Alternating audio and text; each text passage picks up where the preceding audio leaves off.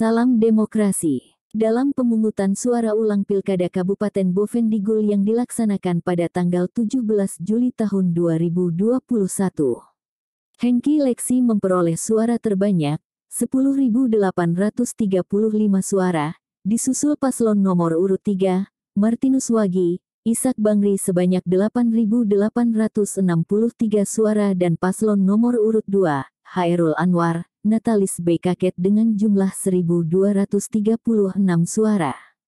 Hal ini sesuai penetapan KPU Provinsi Papua pada tanggal 24 Juli tahun 2021. Tidak puas dengan hasil pilkada yang mengabaikan hak politik warga negara, khususnya di distrik Jair, dan Bovendigul umumnya, maka pasangan calon Martinus Wagi, Ishak Bangri menempuh jalur hukum terhadap proses yang dianggap tidak demokratis tersebut. Melalui kuasa hukumnya Baharudin Farawawan dan rekan, pasangan Martinus Wagi hari ini Selasa tanggal 27 Juli tahun 2021, resmi mendaftarkan gugatan pilkada di Mahkamah Konstitusi Jakarta.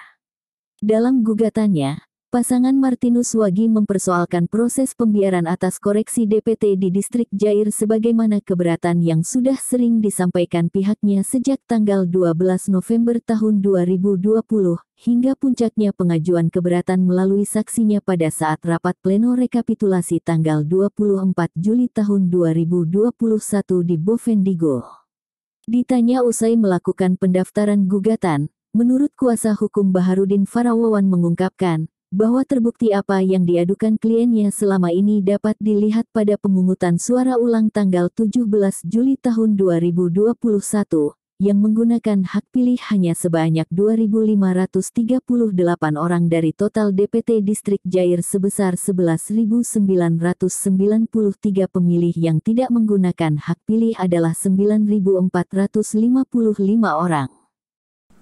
Amanah Undang-Undang Dasar 1945 menegaskan bahwa kewajiban negara melalui KPU dan Bawaslu lebih kepada peran untuk melindungi atau obligation to protect. Kenapa?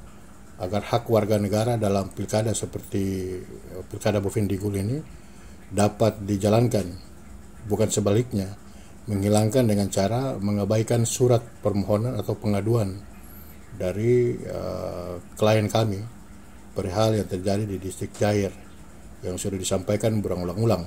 Itu bukan masuk dalam kategori kejadian luar biasa, karena ini koreksi sebelum pelaksanaan DPT, sebelum pelaksanaan pemungutan suara, bukan hanya koreksi karena telah terjadi pemungutan suara, tapi ini sudah diadukan terlebih dahulu, dan itu terbukti. Ia pun menambahkan, kewajiban negara melalui KPU dan Bawaslu lebih kepada peran untuk melindungi, obligation to protect, agar hak warga negara dalam pilkada Bovendigul dapat dijalankan, bukan sebaliknya menghilangkan dengan cara mengabaikan surat permohonan, pengaduan pemohon perihal distrik Jair yang disampaikan berulang-ulang secara tertulis.